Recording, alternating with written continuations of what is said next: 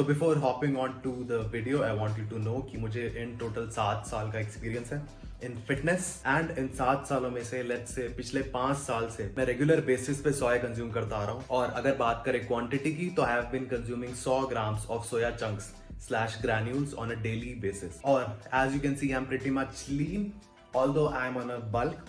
तो सोया से मुझे एक एज मिलता है एज अगर हम बात करें वेजिटेरियंस की या वीगन्स की तो सोया चंक्स स्लैश ग्रैन्यूल्स एक leanest good quality source of protein है। एज अगर हम इसकी न्यूट्रिशनल वैल्यू देखें तो 100 ग्राम सोया में we are getting 53 grams of protein which is more than आधा and only 0.8 grams of fats. So ये चीज तो भाई and that's it. Enjoy the video. तो पता है सोया खाने से एस्ट्रोजन बढ़ता है, चलो मान लिया, और low estrogen will lead to gyno and low test levels and low sex drive. एक मिनट, कैसे पता? उसने बताया? अच्छा, उसको कैसे पता? उसने बताया। ठीक है, उसको कैसे पता? उसने उसको बताया। मतलब व्हाट इज दिस बिहेवियर भाई, क्या चल रहा है? तो कोई दीन ईमान, कोई ओरिजिन, कोई कोर है इस इरेशनल फैक्ट का? बस ये इसने बोला और उसने बोला फैक्ट चल रहा है। चलो छोड़ो ये सब।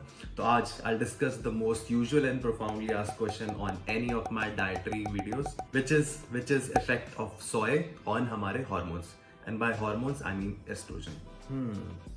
एक बात बताऊं, मैं खुद शॉक्ड हूं कि इतने कम लोगों को इस चीज के बारे में ट्रू नॉलेज है। तो एज अगर हम अपने ही यूट्यूब चैनल का कमेंट सेक्शन उठा के देखें तो अगर 20 फॉल्स कमेंट है ना सोया के बारे में तो उसमें से सिर्फ एक रेशनल कमेंट मिलेगा। मतलब 20 में से सिर्फ एक जने को सही knowledge about soya and oestrogen. So आज अपन मेनली 2 सवाल कवर अप करेंगे। फर्स्ट एंड ऑब्वियसली कि does soya gives any side effect by any means, and secondly अगर साइड इफेक्ट दे भी रहा है या नहीं भी दे रहा तो how much soya you should and can consume on a daily basis. तो फर्स्टली हाँ, सोया में एस्ट्रोजन होता है and that too similar to human oestrogen, पर वो हमारी बॉडी का एस्ट्रोजन लेवल नहीं बढ़ाता। क्यों? तो जैसे हर फूड आइटम की अलग अलग ये वर्ड नहीं बोला जाता मेरे से, बायो अवेलेबिलिटी बोल दिया।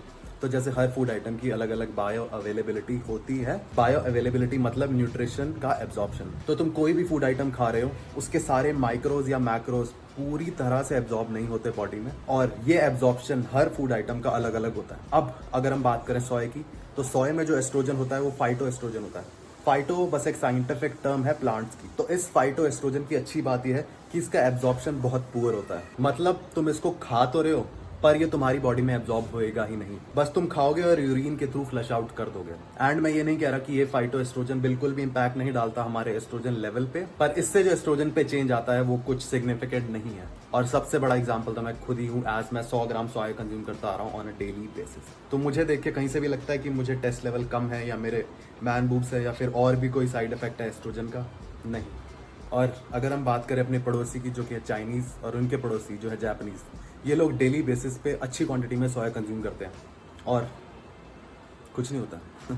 और एक चीज़ और कि ऐसा सुनने में कहीं नहीं आया अभी तक कि किसी ने सोया खाया हो और उसको मैन बूब्स हो गए हो या और कोई साइड इफेक्ट हो गया हो। पर इसका एक एक्सेप्शनल केस हो सकता है कि अगर you are on something, by something I mean तो तुम्हारा एस्ट्रोजन लेवल ऑलरेडी हाई होगा और तब शायद, मुझे नहीं पता, शायद ये चीज़ दिक्कत करे।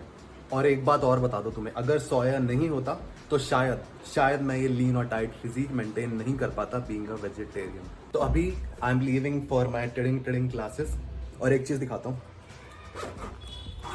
सो मैं जब भी कहीं बाहर जाता हूँ मैं 2 चीज़ें हमेशा कैरी करता हूँ अपने साथ। वन इज पानी and second is protein bar. क्योंकि when you want to build a physique better than just good, you really have to give it all. Although मैं अगली मील के टाइम तक घर वापस आ जाऊंगा, but still क्या पता। और वैसे तो ये प्रोटीन बार खाने का कोई टाइम नहीं है, तुम इसे एज ए स्नैक भी खा सकते हो या फिर अपना स्वीट टूथ को सेटिस्फाई करने के लिए। फिलहाल ये प्रोटीन बार एक कुकी लाटे फ्लेवर है और इसमें एक फ्लेवर और आता है which is blueberry classic cake. और वैसे भी ये बहुत क्लीन प्रोटीन बार है, एज इसमें कोई शुगर, कोई ट्रांस फैट, कोई कोलेस्ट्रॉल नहीं है। और तुम इसे एज अ प्री और पोस्ट वर्कआउट मील भी खा सकते हो, as this thing is the perfect blend of protein and carbs. और इस एक बार में है ओनली 201 कैलोरीज, और उन 201 कैलोरीज में से 20 ग्राम है प्रोटीन, 22 ग्राम है कार्ब्स एंड 3.8 ग्राम है फैट। और मैंने इसे प्री और पोस्ट वर्कआउट स्नैक क्यों बोला? क्योंकि इसमें जो प्रोटीन है वो एक ब्लेंड है वे कंसंट्रेट, आइसोलेट और हाइड्रोलाइज का। और just like any other as it is product, this thing is GMP certified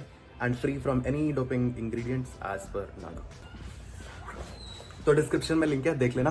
now जब हम बात करते हैं क्वांटिटी की कितना कंजम्पशन इज गुड, तो सोया का कोई रिसर्च या साइंटिफिक रिकमेंडेशन नहीं है, बट एक चीज इज प्रीटी ऑब्वियस कि excess of anything is harmful. मतलब मॉडरेशन में हर चीज अच्छी है। तुम कोई भी फूड आइटम उठा के गूगल कर लो, एक्सेस में खाओगे तो वो कुछ ना कुछ साइड इफेक्ट दे ही जाएगा। Now again back to soy, as quantity को लेके कोई रिकमेंडेशन नहीं है, बट स्टिल तुम मेरा सोय कंजम्पशन को एज अ रेफरेंस लेकर 100 ग्राम या उसके आसपास सोय खा सकते हो daily. And I am sure ऐसे बहुत लोग होंगे जो डेली बेसिस पे सोय कंज्यूम कर रहे होंगे, तो वो लोग भी प्लीज कमेंट छोड़ देना रेफरेंस के लिए, उन लोगों के लिए जो स्टिल बिलीव करते हैं इस मिसकंसेप्शन में। या और भी कोई एक्सपीरियंस रहा हो तुम्हारा सोय के साथ तो वो भी शेयर कर देना इन द कमेंट्स। और बस इसने कहा था उसने कहा था वाली बातें नहीं चाहिए, एक्चुअल फैक्ट्स चाहिए, ताकि जो लोग अभी भी इस चीज पे बिलीव करते हैं उनकी थोड़ी हेल्प हो जाए।